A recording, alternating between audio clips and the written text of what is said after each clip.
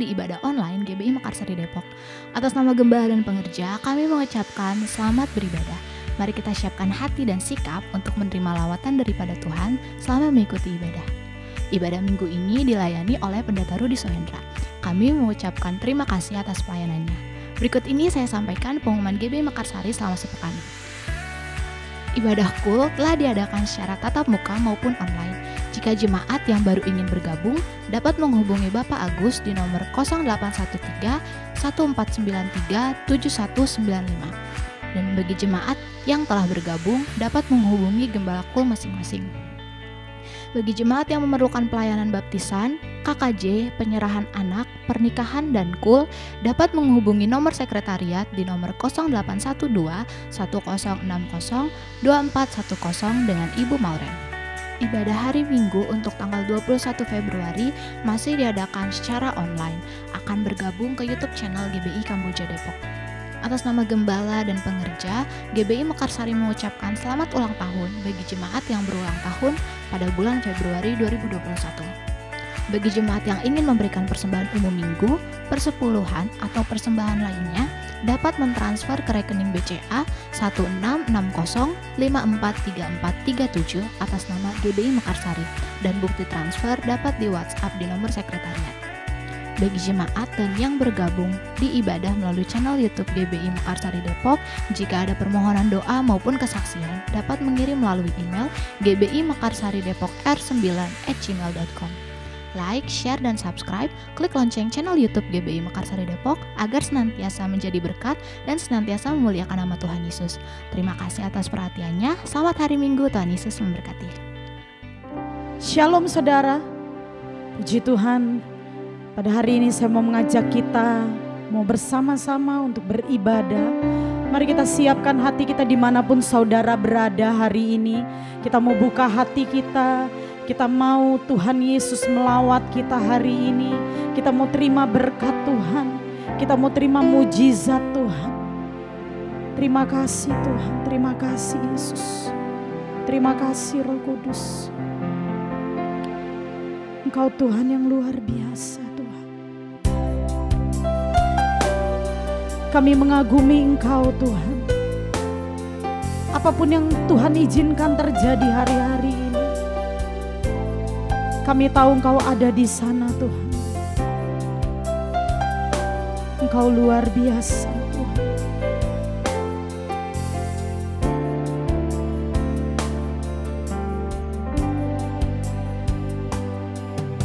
Hari-hari yang telah kulalui, ku saksikan betapa karyamu selalu nyata indah dalam hidupku. Tuhan, Kau sungguh baik. Banyak peristiwa dan kejadian membuat diri semakin menyadari bahwa rancangan-Mu indah dalam hidupku. Tuhan, Kau sungguh baik. Ku kagum akan Kau Tuhanku. Engkau melebihi apapun di dunia ini. Takkan ku berhenti untuk selalu memuji-Mu. Tuhan, Kau sungguh baik. Ku kagum akan Kau Tuhanku.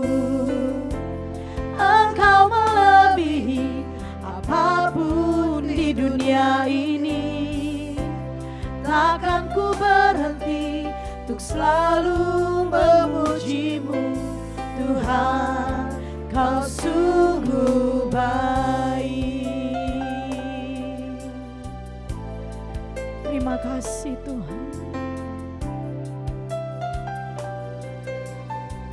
Mari Mari bersama-sama lebih lagi. Hari-hari yang telah ku lalui,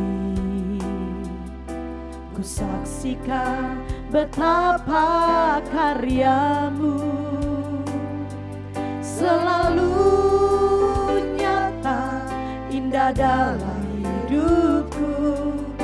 Tuhan, Kau sungguh baik. Banyak peristiwa dan kejadian membuat diri semakin menyadari bahwa rancangan-Mu indah dalam hidupku. Tuhan, Kau sungguh baik. Ku kagum akan Kau Tuhanku. Engkau melebihi apapun di dunia ini. Takkan ku berhenti untuk selalu memuji-Mu. Tuhan, Kau sungguh baik. Oh, ku kagum akan Kau Tuhanku.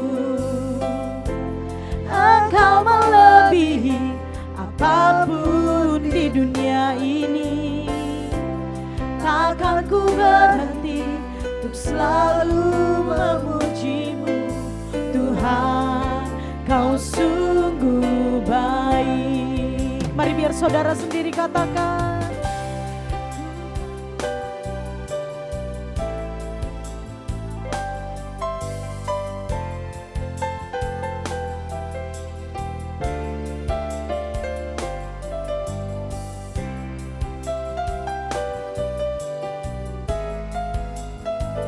Terima kasih Tuhan. Sungguh kami mengagumi Engkau Tuhan. Mari bersama-sama dengan segenap hati lebih lagi. Ku kagum akan Kau Tuhanku. Engkau melebihi apapun di dunia ini. Takkan ku berhenti untuk selalu memuji-Mu. Tuhan, Kau sungguh baik. Sekali lagi, ku kagum akan Kau Tuhanku. Engkau melebihi apapun di dunia ini. Takkan ku berhenti untuk selalu memuji-Mu. Tuhan, Kau sungguh baik. Mari kita berdoa di dalam roh saudara.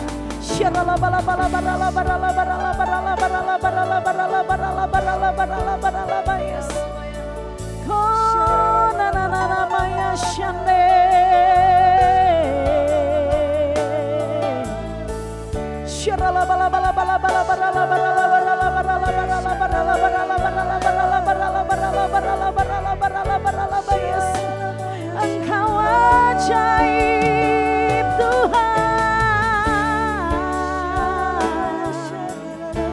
kami kagum kepadamu Tuhan.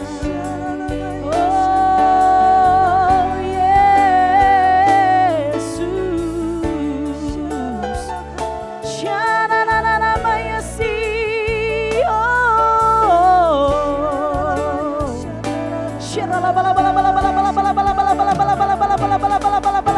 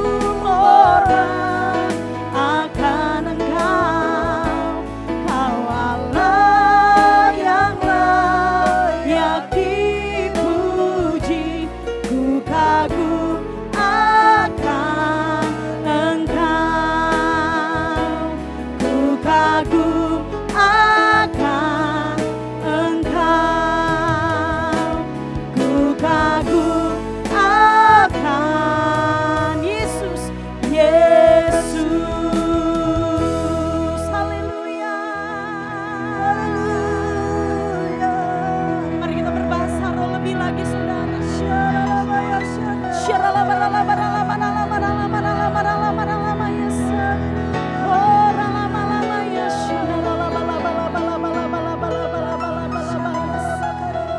Hari ini kami mau berdoa Tuhan, kami mau menaikkan syafaat kami di hadapan-Mu Tuhan. Kami mau berdoa Tuhan untuk negeri kami Indonesia Tuhan.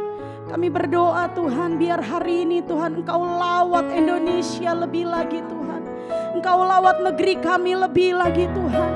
Kami berdoa Tuhan biar kebangkitan-Mu terjadi atas Indonesia Tuhan. Pentakosta ketiga Tuhan terjadi atas Indonesia Tuhan. Kami berdoa Tuhan, Engkau memberkati pemimpin bangsa kami Tuhan, Bapak Presiden Jokowi beserta wakilnya Bapak Ma'ruf Amin Tuhan. Kami berdoa, kami serahkan kedua hamba-Mu ini ke dalam tangan-Mu Tuhan. Engkau berikan hikmat akal budi Tuhan bagi kedua hamba-Mu ini untuk memimpin negeri kami ini Tuhan. Membawa bangsa ini Tuhan lebih maju lagi Tuhan. Dan Engkau terus memberkati bangsa kami Tuhan. Di tengah-tengah pandemi COVID-19 yang sedang terjadi, kami berdoa Tuhan, biar Engkau memulihkan Tuhan situasi keadaan hari-hari ini Tuhan, di dalam nama Yesus. Engkau memulihkan perekonomian Indonesia Tuhan. Engkau pulihkan Indonesia dari segala sakit penyakit Tuhan. Dari keterpurukan ekonomi Tuhan, Engkau pulihkan Tuhan di dalam nama Yesus Tuhan. Terima kasih Tuhan. Kami juga memberkati kota kami, kota Depok Tuhan. Kami percaya Tuhan Kau mengasihi kota kami Tuhan. Engkau tinggal di tengah-tengah kota kami Tuhan. Kami berdoa Tuhan biar kebangunan rohani juga terjadi Tuhan. Kebangkitan rohani juga terjadi atas kota Depok di dalam nama Yesus. Kami berdoa Tuhan, Engkau memberkati kota ini Tuhan. Engkau memberkati wali kota yang ada, wakil wali kota Tuhan. Seluruh aktivitas yang ada di tengah-tengah kota kami Tuhan, Engkau cengkram dengan kuasa-Mu di dalam nama Yesus. Terima kasih Bapa, terima kasih. Bahkan kami memberkati para pemimpin rohani kami Tuhan. Kami memberkati gembala pembina kami beserta keempat wakilnya Tuhan. Dimanapun mereka berada Tuhan, hari ini Tuhan kami berdoa Engkau mencengkram mereka dengan kuasa-Mu Tuhan. Pengurapan-Mu terus Tuhan. Kesehatan, kekuatan yang daripada-Mu Tuhan ada buat para pemimpin kami. Juga gembala rayon kami Tuhan, Bapak Insinyur Yongki Tovan Wijoyo MTH. Beserta kedua wakilnya kami serahkan ke dalam tangan-Mu. Bahkan hamba-Mu Gembala GBI Mekarsari Tuhan, Bapak Hengki Tuhan, Kau memberkati Tuhan. Kami percaya Tuhan Kau menaungi mereka dengan kasih karunia yang daripada-Mu Tuhan. Kesehatan tubuh jasmani yang sempurna Tuhan limpahkan bagi hamba-hamba-Mu ini Tuhan di dalam nama Yesus. Terima kasih Tuhan, terima kasih Roh Kudus. Engkau melawat ibadah kami Tuhan pada hari ini Tuhan. Kami percaya setiap orang-orang yang menyaksikan tayangan ini Tuhan diberkati Tuhan lewat ibadah kami pada hari ini Tuhan. Engkau memberkati Tuhan. Engkau memberkati Tuhan jemaat-Mu Tuhan di dalam nama Yesus. Tayangan ini akan menjadi berkat bagi banyak orang Tuhan. Terima kasih Tuhan, terima kasih. Kami percaya Tuhan di tengah-tengah goncangan yang sedang terjadi Tuhan hari-hari ini. Engkau sumber sukacita kami. Engkau sumber kekuatan kami. Engkau sumber penghiburan kami Tuhan di dalam nama Yesus. Kami bersukacita di dalam hadirat-Mu lebih lagi. Di dalam nama Tuhan Yesus Kristus. Kita semua yang bersukacita hari ini sama-sama dengan keras katakan amin. Kita kasih tepuk tangan buat Tuhan kita saudara. Dia Tuhan yang luar biasa. Dia Tuhan yang ajaib. Hari-hari ini saudara banyak hal yang sedang terjadi di negeri kita. Ada banjir, ada gempa bumi, ada tanah longsor saudara. Bahkan pandemi COVID-19 masih terus terjadi sampai hari ini. Tapi kita percaya anak-anak Tuhan menaruh pengharapannya di dalam Tuhan Yesus. Dan Dialah sumber perlindungan kita. Yang setuju katakan amin. Kita kasih tepuk tangan buat Tuhan kita saudara. Haleluya. Di tengah badai topan dunia, Tuhanlah perlindunganmu saudara. Katakan amin.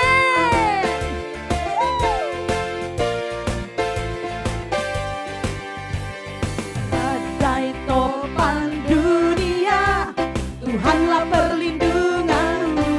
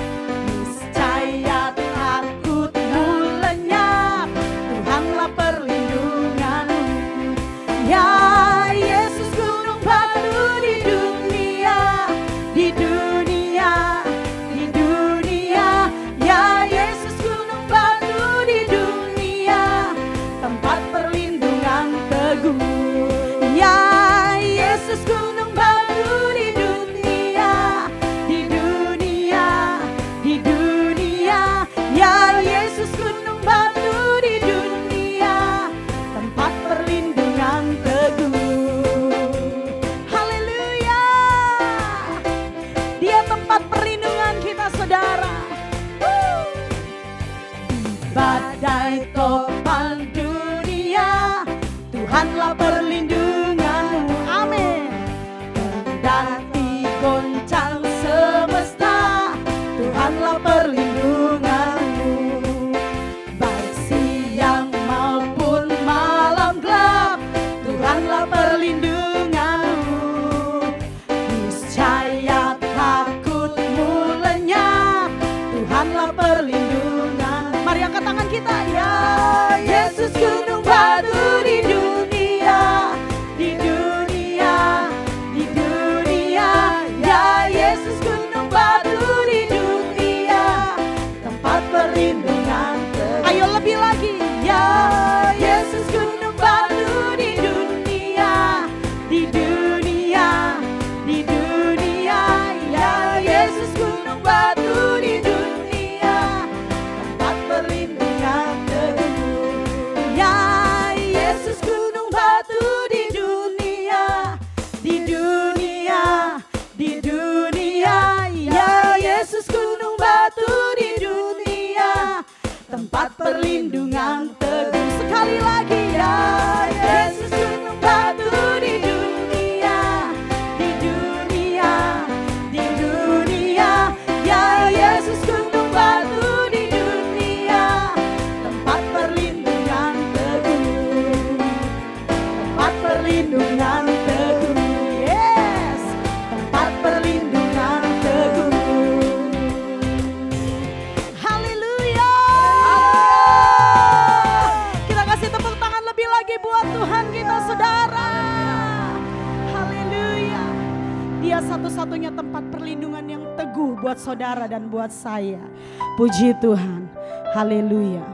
Mari kita siapkan hati kita. Kita akan sama-sama memperkatakan Pentakosta ketiga, saudara.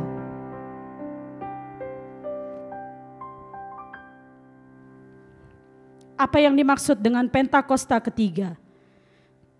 Pentakosta ketiga adalah pencurahan Roh Kudus yang dahsyat di zaman now melebihi yang terjadi di Azusa Street. Pentakosta ketiga akan mengakibatkan penuaian jiwa yang terbesar dan yang terakhir sebelum Tuhan Yesus datang kembali. Pentakosta ketiga akan membangkitkan generasi Yeremia, yaitu anak-anak muda yang dipenuhi Roh Kudus, cinta mati-matian kepada Tuhan Yesus, tidak kompromi terhadap dosa, dan akan bergerak untuk memenangkan jiwa. Pentakosta ketiga lahir di Indonesia dan bergerak ke bangsa-bangsa. Gerakan ini dari timur ke barat dan akan kembali ke Yerusalem. Pentakosta ketiga akan memberikan kuasa untuk menyelesaikan amanat agung. Dan setelah itu Tuhan Yesus datang kembali. Mari sama-sama kita perkatakan Mazmur 91, saudara. Dengan iman kita perkatakan 1, 2, 3. Orang yang duduk dalam lindungan yang maha tinggi dan bermalam dalam naungan yang maha kuasa akan berkata kepada Tuhan, tempat perlindunganku dan kubu pertahananku, Allahku yang kupercayai, sungguh dialah yang akan melepaskan engkau dari jerat penangkap burung, dari penyakit sampar yang busuk. Dengan kepaknya ia akan menudungi engkau, di bawah sayapnya engkau akan berlindung, kesetiaannya ialah perisai dan pagar tembok. Engkau tak usah takut terhadap kedahsyatan malam, terhadap panah yang terbang di waktu siang, terhadap penyakit sampar yang berjalan di dalam gelap, terhadap penyakit menular yang mengamuk di waktu petang. Walau 1000 orang rebah di sisimu dan 10.000 di sebelah kananmu, tetapi itu tidak akan menimpamu. Engkau hanya menontonnya dengan matamu sendiri dan melihat pembalasan terhadap orang-orang fasik. Sebab Tuhan ialah tempat perlindunganmu yang maha tinggi, telah kau buat tempat perteduhanmu. Malapetaka tidak akan menimpa kamu dan tulah tidak akan mendekat kepada kemahmu. Sebab malaikatnya akan diperintahkannya kepadamu untuk menjaga engkau di segala jalanmu.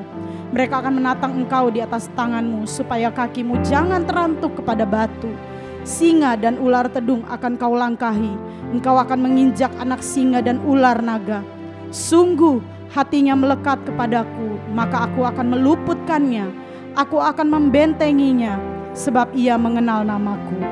Bila ia berseru kepadaku, aku akan menjawab. Aku akan menyertai dia dalam kesesakan. Aku akan meluputkannya dan memuliakannya. dengan panjang umur akan kukenyangkan dia, dan akan kuperlihatkan kepadanya keselamatan daripadaku. Shalom semua. Di tahun integritas ini, kita perlu belajar untuk memiliki kemurnian atau kesucian hati. Di dalam Mazmur 24 ayat 4, salah satu pengertian integritas adalah bersih tangan dan murni hati, yang artinya tidak adanya motivasi yang salah di dalam orang tersebut, alias bersih. Dan jika kita ingin belajar tentang kemurnian atau kesucian hati, kita harus belajar dari ahlinya, yaitu Tuhan Yesus, the man of integrity. Ada ungkapan yang mengatakan, jika kita ingin belajar, belajarlah dari ahlinya. Artinya, kita harus totalitas dalam belajar dan belajar dari mereka yang tidak hanya menguasai teori, tetapi juga telah mempraktekkan dan menghidupi yang diajarkannya. Sehingga dapat dikatakan bahwa Yesus adalah guru agung dan teladan kita dalam hal kesucian hati. Mari kita belajar bersama beberapa teladan dari kehidupan Yesus mengenai kesucian hati. Yang pertama, Yesus tidak memiliki motivasi yang salah. Di dalam Matius 4 ayat 1-11, Yesus membuktikan dirinya bukan melalui kehebatan pelayanan, tetapi dari ketaatan, firman, dan perintah Tuhan saja. Setelah Yesus selesai berpuasa 40 hari, iblis mencoba Yesus dan melontarkan kata, "Jika engkau anak Allah," sebanyak 2 kali, di mana iblis seolah-olah menggoda Yesus untuk membuktikan dirinya sebagai anak Allah. Tetapi Yesus tidak berusaha membuktikan dirinya dengan mengikuti kehendak iblis, melainkan dengan menunjukkan ketaatannya kepada perintah Allah di dalam firman Tuhan. Mengikuti teladan Tuhan Yesus dalam hal kesucian hati artinya kita tidak memiliki motivasi untuk membuktikan diri melalui kehebatan pelayanan kita atau bahkan berusaha lebih menonjol dibandingkan Tuhan Yesus sendiri. Marilah kita menunjukkannya melalui ketaatan kita akan perintah dan kehendak Tuhan. Selain itu, di dalam Matius 9 ayat 35-36, dengan sangat jelas terlihat bahwa motivasi Tuhan Yesus dalam pelayanan adalah belas kasihan akan jiwa-jiwa yang lelah dan terlantar, seperti domba tanpa gembala. Jadi, apa motivasi pelayanan kita?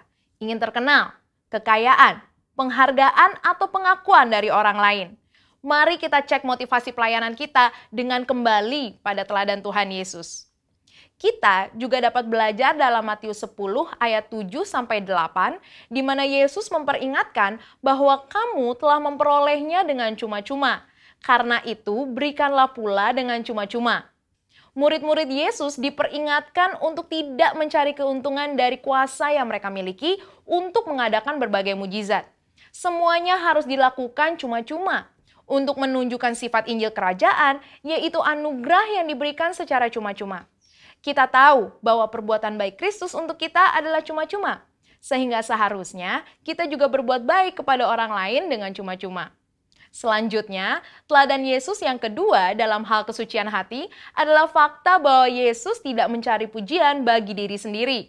Salah satu bagian dari khotbah Tuhan Yesus di bukit dalam Matius 6 ayat 1-7, ia mengajarkan tentang hal memberi sedekah dan berdoa. Yesus mengingatkan supaya sedekah, doa, dan ibadah kita cukup Bapa kita di surga saja yang mengetahuinya. Ajaran Yesus ini sangat kontras dengan yang biasa dilakukan orang-orang munafik yang melakukan hal-hal tersebut supaya dilihat dan dipuji orang lain. Hal yang menarik juga dapat ditemukan dalam Matius 9 ayat 30-31. Saat Yesus berkata, "Jagalah supaya jangan seorang pun mengetahui hal ini."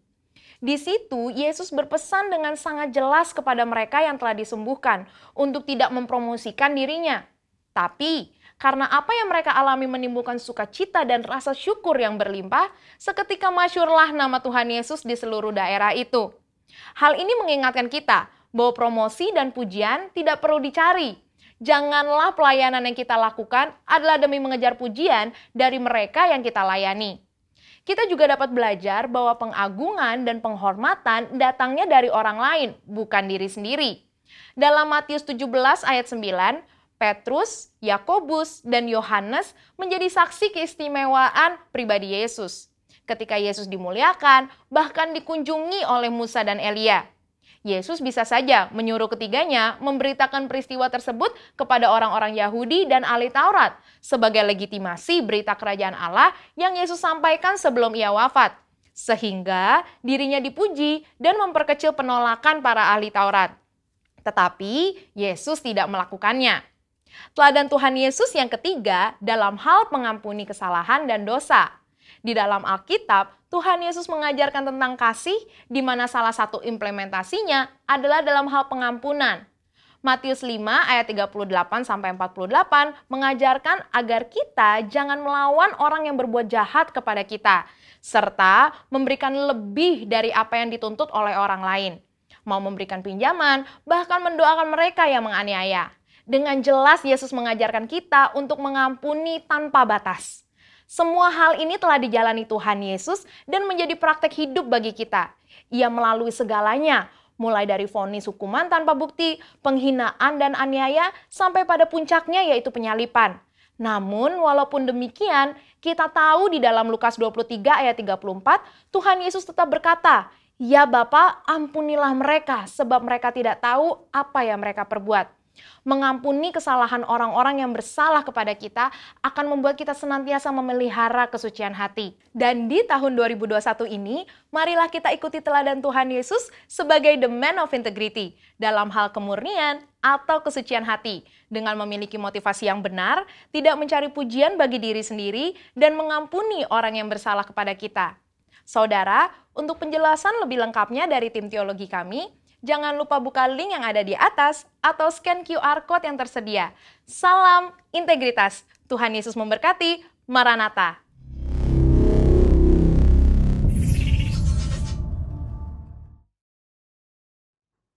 Mari kita siapkan hati kita, saudara. Apapun yang terjadi, Tuhan, selamanya kami mau tetap cinta Engkau, Tuhan. Kami mau terus mengasihi Engkau. Terima kasih, Tuhan Yesus. Ku mau cinta Yesus selamanya. Ku mau cinta Yesus selamanya. Meskipun badai silih berganti dalam hidupku, ku tetap cinta Yesus selamanya. Ku mau cinta Yesus selamanya. Ku mau cinta Yesus selamanya. Meskipun badai silih berganti dalam hidupku, ku tetap cinta Yesus selamanya. Ya Aba, Bapa, ini aku anakmu, layakkanlah seluruh hidupku. Ya Aba, Bapa, ini aku anakmu, pakailah sesuai dengan rencanamu.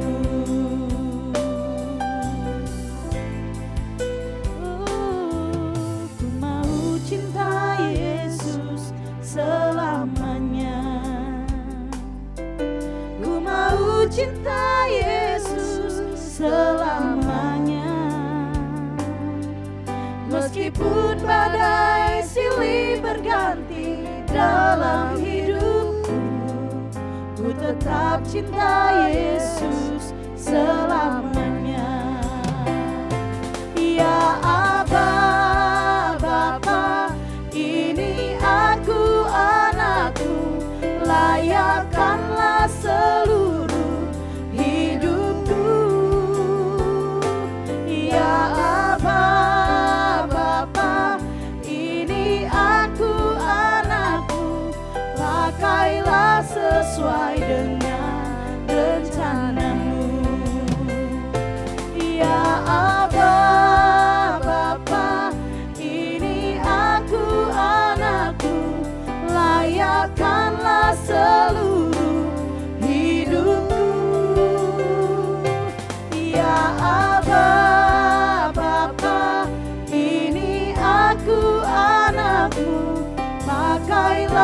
sesuai dengan rencanamu. Mari sekali lagi. Ya Aba Bapa, ini aku anakmu, layakkanlah seluruh hidupku. Ya Aba Bapa, ini aku anakmu, pakailah sesuai dengan rencanamu. Pakailah sesuai dengan rencanamu.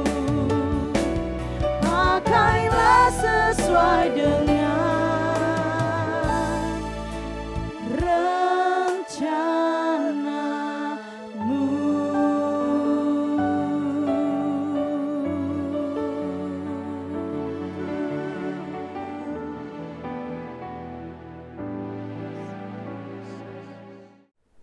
Mari kita berdoa. Bapa di surga, kami ucap syukur terima kasih Kau hari ini kami masih bisa beribadah walaupun secara online. Kami percaya Kau tetap hadir, Kau tetap memberkati kami semua lewat setiap ibadah yang kami lakukan. Juga yang di rumah-rumah Tuhan hadir, sehingga yang lemah dikuatkan, yang sakit disembuhkan, yang punya masalah juga diberikan jalan keluar. Terima kasih Tuhan, sebentar kami akan mendengar firman-Mu, urapi hamba-Mu, urapi kami semua. Dan kami siap menerima firman yang berkuasa. Dalam nama Yesus, kami mengucap syukur dan berdoa. Haleluya, amin. Shalom Jemaat GB Mekarsari, bagaimana kabarnya? Saya percaya saudara semua dalam keadaan baik-baik, karena Tuhan kita Tuhan yang luar biasa, Tuhan yang senantiasa menyertai kita. Nah, hari ini saya akan berbicara tentang hukum yang terutama. Itu didapat dalam Matius 22 ayat 36 sampai 40.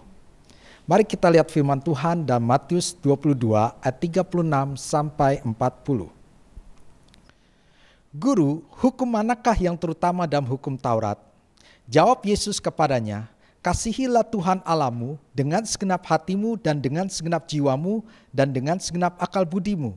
Itulah hukum yang terutama dan yang pertama.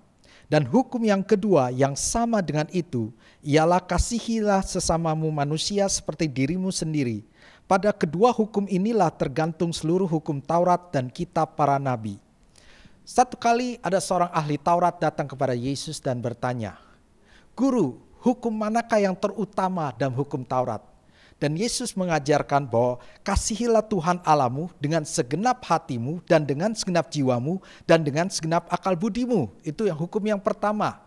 Dan yang kedua adalah kasihilah sesamamu manusia seperti dirimu sendiri.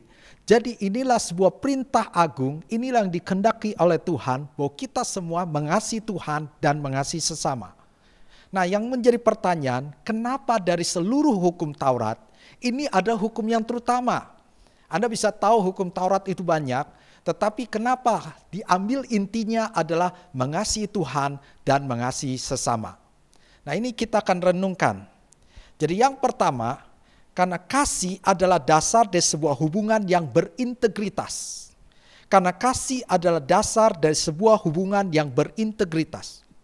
Hubungan yang sehat itu ada hubungan yang berintegritas. Tidak ada kemunafikan, tidak ada kepalsuan, yang ada ketulusan. Ketika suami istri berhubungan satu dengan lain, mereka punya saling mengasihi, tidak mencari keuntungan diri sendiri, hubungan dengan orang lain karena mereka saling mengasihi. Demikian juga hubungan dengan Tuhan.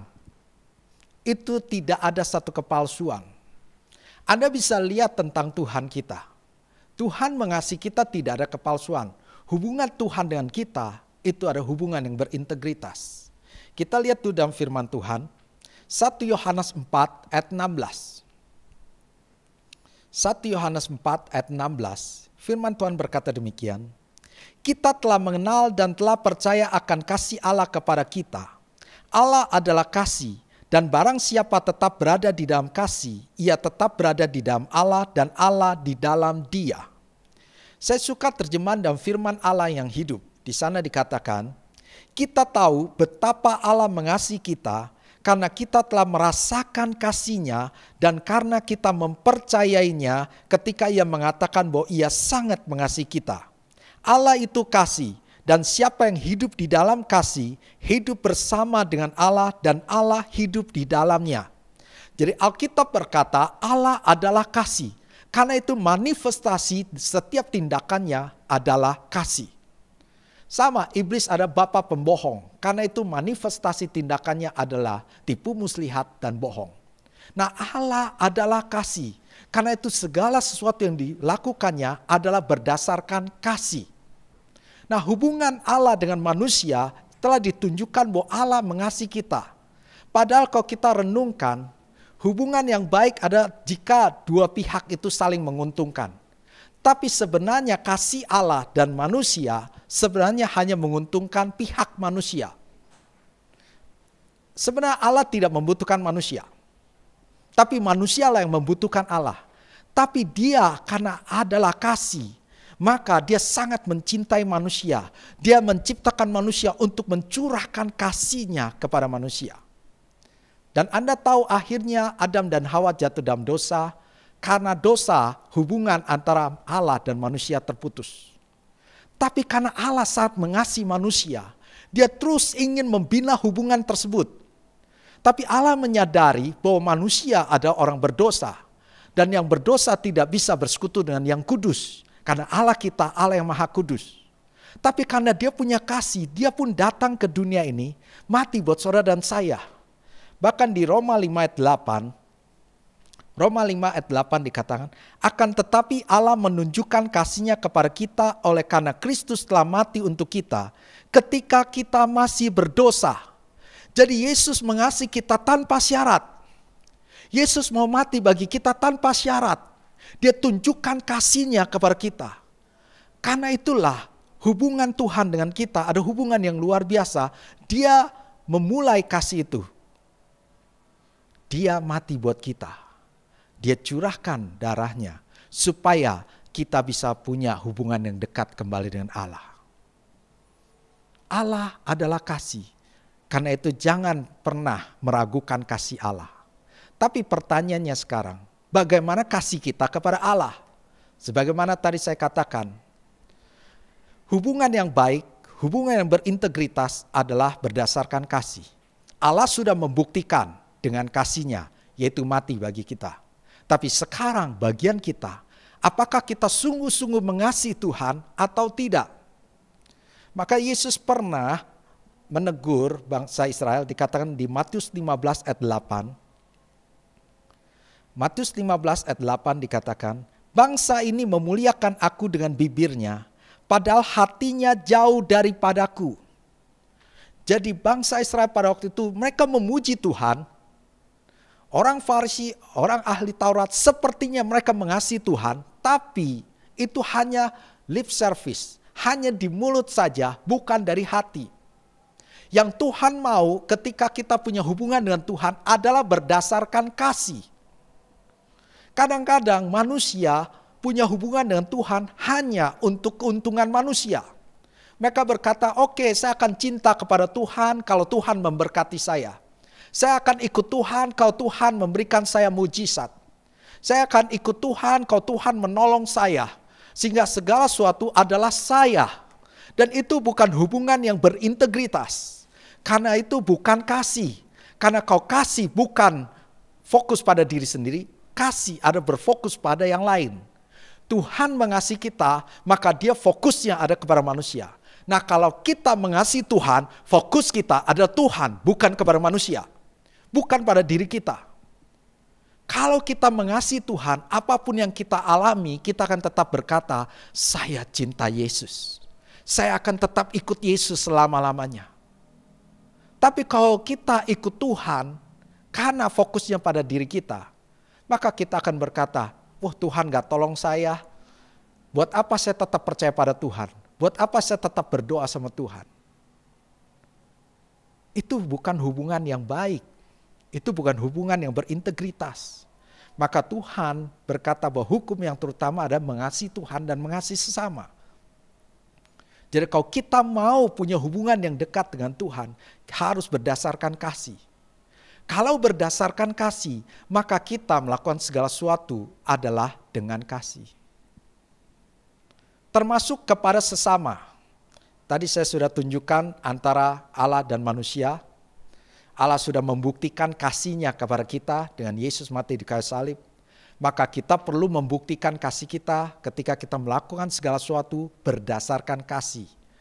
Bukan karena untuk diri kita, tapi fokus kita ada pada Tuhan. Nah, saya akan kasih lihat juga hubungan yang berintegritas juga diperlukan dalam hubungan dengan sesama. 1 Korintus 13 ayat 5. 1 Korintus 13 ayat 5. Firman Tuhan berkata demikian. Ia tidak melakukan yang tidak sopan dan tidak mencari keuntungan diri sendiri. Ia tidak pemarah dan tidak menyimpan kesalahan orang lain. Ia di sini adalah kasih. Dalam terjemahan firman Allah yang hidup, di sana dikatakan gini. Tidak pernah angkuh, mementingkan diri sendiri atau kasar. Kasih tidak ingin menang sendiri. Kasih tidak pemarah dan tidak mudah tersinggung. Kasih tidak menaruh dendam dan tidak memperhatikan kesalahan orang lain. Kalau kita mendasarkan kasih menjadi dasar hubungan kita dengan orang lain, maka tidak akan terjadi yang namanya perselisihan. Tidak akan yang terjadi yang namanya iri hati dan sebagainya. Yang ada damai sejahtera. Hubungannya ada hubungan yang baik. Berapa banyak orang punya hubungan, latar belakangnya ada punya sesuatu yang lain. Oh, saya akan dekat dengan orang tersebut karena orang itu kaya. Sehingga dia bisa menolong saya. Oh, saya akan baik pada orang ini karena orang ini baik sama saya. Kita mendasari hubungan kita dengan apa yang bisa kita terima. Itu bukan hubungan yang sehat. Hubungan yang sehat, hubungan yang berintegrasi, integritas adalah ketika apa yang bisa kita lakukan bagi orang lain. Suami istri kalau sudah memikirkan dirinya sendiri, rumah tangga tidak akan bahagia. Kalau suami menuntut istri harus mengerti suami, harus menyenangkan suami. Dan sebaliknya istri sudah menuntut suami harus mengerti istri, harus menyenangkan istri, itu tidak akan berbahagia. Karena fokus mereka hanya diri sendiri. Kalau kita mendasarkan hubungan kita dengan kasih, kita akan menerima apa adanya pasangan kita. Kita pun juga akan saling melengkapi. Kita akan lakukan yang terbaik buat pasangan kita. Jadi kalau kita mendasari setiap hubungan baik dengan orang tua, baik dengan anak, baik dengan pasangan, baik dengan teman, teman kantor, teman usaha, teman pelayanan, apapun juga, maka ada damai sejahtera. Tapi kalau kita tidak mendasarkan hubungan itu dengan kasih, di situ akan terjadi kekacauan.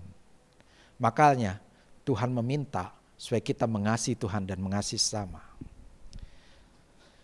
Saya membaca satu cerita di mana ada dua biara yang cukup berdekatan. Biara yang ke-1 dan biara yang kedua. Biara yang ke-1 itu penuh damai sejahtera. Biara di sana orangnya penuh sukacita, saling menghormati sama yang lain. Pokoknya itu biara yang luar biasa. Tapi biara yang kedua, di situ selalu terjadi kekacauan, perselisihan, keributan dan sebagainya. Maka satu kali pemimpin dari biara kedua mulai bertanya-tanya, ada apa di biara ke-1 itu? Kenapa di sana penuh damai sejahtera? Maka dia utus salah satu anggotanya, kamu cari tahu, ada apa di biara ke-1 itu? Kenapa mereka bisa merasakan damai sejahtera? Kalau di kita sini, sebentar-sebentar ribut satu sama yang lain. Orang itu mulai pergi. Maka datang, disambut di sana, lalu dia mulai melihat, setelah beberapa hari dia pulang, dia kasih kabar ke pemimpin biara yang kedua. Pak, ternyata di sana, damai sejahtera terjadi karena semua anggotanya sering membuat kesalahan. Nah itu buat kepala biaranya bingung. Apa? Sering membuat kesalahan? Loh kok bisa sering membuat kesalahan malah penuh damai sejahtera? Harusnya enggak. Wah kok Bapak enggak percaya, Bapak lihat aja. Hanya si pemimpinnya, ya udah saya juga penasaran. Masa sih banyak kesalahan justru akan membuat damai sejahtera? Jadi si kepala biara kedua pun berkunjung ke biara ke-1. Ketika datang, dia disambut, dia ngobrol sama pemimpin di sana, lalu jalan-jalan dia lihat keadaan, di sana penuh damai sejahtera. Ketika dia masuk ke satu ruangan, di sana ada orang yang sedang mengepel. Dan dia masuk, dan ada orang yang mulai masuk ke ruangan yang sedang dipel. Tiba-tiba orang itu jatuh, karena memang habis dipel itu licin, jadi orangnya jatuh. Ketika jatuh, maka orang yang sedang mengepel langsung tiba-tiba mendekati. Maafkan saya. Ini saya tidak sengaja. Mungkin ngepel saya terlalu basah sehingga Anda bisa jatuh. Lalu yang terjatuh pun bilang gini, maafkan saya. Saya yang salah. Karena saya harusnya melihat Anda sedang mengepel. Saya harusnya nggak boleh masuk ketika Anda mengepel. Saya yang salah. Dua-duanya berkata saya yang salah. Dan mereka saling mengampuni. Makanya penuh damai sejahtera. Jadi akhirnya si pemimpin biara kedua mengambil kesimpulan. Karena di biara ke-1 penuh kasih. Maka mereka tidak melihat kesalahan temannya. Mereka selalu introspeksi diri mereka. Dan mereka mengalami damai sejahtera. Itu alasan pertama. Kenapa hukum yang terutama itu, yaitu mengasihi Tuhan dan mengasihi sesama, itu ada hukum yang paling utama di hukum Taurat. Yang kedua yang bisa kita pelajari ada karena kasih membuktikan motivasi kita. Kasih membuktikan motivasi kita. Yohanes 12 ayat 3 sampai 6. Yohanes 12 ayat 3 sampai 6. Firman Tuhan berkata demikian. Maka Maria mengambil setengah kati minyak narwastu murni yang mahal harganya, lalu meminyaki kaki Yesus dan menyekanya dengan rambutnya. Dan bau minyak semerbak di seluruh rumah itu. Tetapi Yudas Iskariot, seorang dari murid-murid Yesus, yang akan segera menyerahkan dia berkata, mengapa minyak narwastu ini tidak dijual 300 dinar, dan uangnya diberikan kepada orang-orang miskin? Hal itu dikatakannya bukan karena ia memperhatikan nasib orang-orang miskin, melainkan karena ia adalah seorang pencuri. Ia sering mengambil uang yang disimpan dalam kas yang dipegangnya. Satu kali Yesus pergi ke Betania, dan dia datang ke rumah Maria dan Marta, dan disitulah Yesus makan bersama. Dan saat itulah Maria datang, dan dia mulai meminyaki kaki Yesus dengan minyak narwastu yang murni, yang mahal sekali harganya. Setelah diminyaki kaki Yesus, maka Maria menyekanya dengan rambutnya. Maria melakukan ini adalah dan ketulusannya. Maria melakukan ini karena dia mencintai Tuhan. Dia mengasihi Tuhan. Dia melakukannya bukan untuk dipuji orang, bukan untuk dilihat orang. Justru dia datang untuk mengurapi kaki Yesus. Bahkan rambut yang sangat berharga bagi orang-orang buat menyeka kaki Yesus. Dia sudah tidak memandang orang mau menertawakan dia atau tidak, tapi yang dia lakukan adalah segalanya untuk Yesus. Dia punya motivasi yang benar. Tapi lain dan Yudas. Yudas punya perkataan yang bagus sekali. Dia berkata demikian, mengapa minyak narwastu ini tidak dijual 300 dinar dan uangnya diberikan pada orang-orang miskin? Seakan-akan Yudas ini orang yang sangat memperhatikan orang miskin. Dia katakan ini pemborosan. Kalau ini dijual uangnya bisa menolong banyak orang miskin. Jadi sepertinya di hadapan orang banyak, Yudas itu sangat mengasihi orang miskin. Sangat memperhatikan orang miskin. Dia sepertinya cocok sekali menjadi murid Yesus. Karena dia peduli kepada orang lain. Tapi kalau Anda baca ayat yang ke-6, hal itu dikatakannya bukan karena ia memperhatikan nasib orang-orang miskin, melainkan karena ia adalah seorang pencuri. Jadi dia sering mencuri uang yang dipegangnya karena Yudas adalah seorang bendahara. Nah, saudara bisa lihat di situ ada dua orang di hadapan Yesus, yang satu melakukan dengan motivasi yang benar, tanpa peduli apa kata orang. Dia tetap melakukan yang terbaik untuk Tuhan, yaitu Maria. Tapi Yudas berkata-kata sepertinya bagus, peduli pada orang lain, padahal dia ingin mencuri. Nah saudara, kasihlah yang menentukan motivasi kita. Ada banyak orang membina hubungan dengan Tuhan dan sesama bukan dengan motivasi yang benar. Tapi saya mau mengajak saudara semua, di tahun integritas ini, biar kita punya hubungan dengan Tuhan dan sesama itu punya motivasi yang benar. Karena kasih. Yesus pernah menegur orang Farisi. Di dalam Matius 6 ayat 1. Matius 6 ayat 1 dikatakan, ingatlah jangan kamu melakukan kewajiban agamamu di hadapan orang supaya dilihat mereka. Karena jika demikian kamu tidak beroleh upah dari Bapamu yang di sorga. Jadi Yesus sedang menegur orang Farisi. Dikatakan jangan melakukan kewajiban agamamu di hadapan orang supaya dilihat mereka. Orang Farisi paling suka dipuji orang. Orang Farisi kalau melakukan segala sesuatu doa dia dengan panjang lebar supaya dipuji orang. Ingin dilihat orang. Segala sesuatu yang dia lakukan dalam ibadah hanya untuk dilihat orang. Tapi yang Yesus mau, kita menyembah Tuhan. Kita melakukan ibadah karena kasih. Maka kalau Anda lihat selanjutnya dari Matius pasal 6, maka Yesus pun berbicara tentang memberi sedekah. Kalau engkau memberi sedekah, jangan sampai ada orang yang tahu. Orang yang punya motivasi yang salah, dia memberi sedekah ingin diketahui orang banyak. Dia menolong orang, dia ingin mengasihi orang, dia memberi, dia ingin sebenarnya dipuji oleh orang banyak. Itu bukan motivasi yang benar. Dan ayat selanjutnya kalau Anda baca juga tentang berdoa. Yesus katakan kau doa, masuklah ke ruangan, Bapamu di surga akan mendengar. Tapi orang Farisi berdoa supaya didengar oleh orang lain. Setelah itu Yesus pun berbicara tentang berpuasa. Jika kamu puasa, jangan sampai ada orang tahu engkau sedang berpuasa. Tapi orang Farisi suka sekali menunjukkan bahwa dia sedang puasa. Dengan kata lain, kalau saudara lihat, orang Farisi ada orang yang munafik. Maka dia melakukan segala sesuatu hanya untuk dilihat orang. Motivasinya hanya untuk dilihat orang, dipuji oleh orang lain.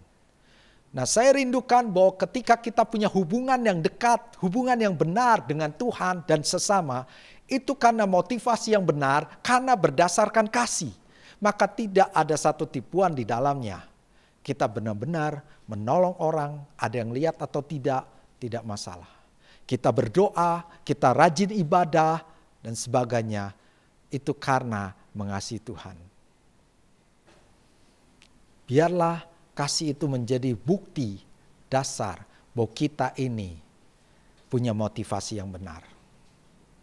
Nah saudara, dua hal ini yang telah kita pelajari. Mengapa hukum yang terutama ini ada hukum yang utama dari hukum Taurat? Karena mengasihi Tuhan dan mengasihi sesama adalah dasar hubungan yang berintegritas. Yang kedua, karena kasih itu membuktikan motivasi kita. Saya mau akhiri dengan ini, sebuah kisah. Pada bulan Mei 2008 di China mengalami gempa 7,9 skala Richter. Dan hampir 10.000 orang tewas pada waktu itu. Dan daerah yang paling kena dampaknya adalah Wenchua. Tanggal 12 Mei 2008, daerah Wenchua itu mengalami gempa yang sangat hebat. Dan beberapa hari kemudian tanggal 17 Mei 2008 ada 5 orang sukarelawan coba menggali sebuah reruntuhan untuk mencari adakah yang orang yang masih bisa diselamatkan. Setelah dia menggali, dia menemukan satu pemandangan yang menyedihkan. Yaitu ada seorang ibu dengan berlutut, dia sepertinya sedang berdoa. Jadi ibu ini dalam keadaan berdoa, berlutut, dan dia melindungi seseorang, yaitu bayinya. Ternyata ibu ini berdoa dan di bawahnya ada bayi. Dia menghalangi reruntuhan itu dengan punggungnya. Sehingga ibu ini meninggal. Tapi puji Tuhan, anaknya selamat. Dan itu cukup heboh. Dan itu masuk dalam berita. Dan orang-orang juga melihat betapa kasih ibu ini begitu luar biasa terhadap anak ini. Tapi saya mau bilang kepada saudara semua, ada kasih yang lebih besar lagi, yaitu kasih Yesus Kristus Tuhan. Dia mau mati buat saudara dan saya, supaya kita semua diselamatkan. Karena Tuhan telah punya kasih yang murni, biarlah di bulan ini kita juga punya kasih yang murni, motivasi yang benar. Segala sesuatu berdasarkan kasih. Saya mengasihi Tuhan, dan saya juga mengasihi sesama.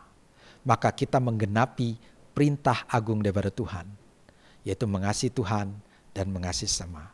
Saya berdoa jemaat GBI Mekarsari, Anda semua menjadi pribadi-pribadi yang semakin mencintai Tuhan dan semakin mencintai sesama. Tuhan memberkati. Mari kita berdoa. Bapa di surga, kami ucap syukur terima kasih buat firman-Mu hari ini ya Tuhan, menegur kami supaya kami punya hubungan yang benar dengan Engkau dan sesama. Hubungan yang benar adalah berdasarkan kasih.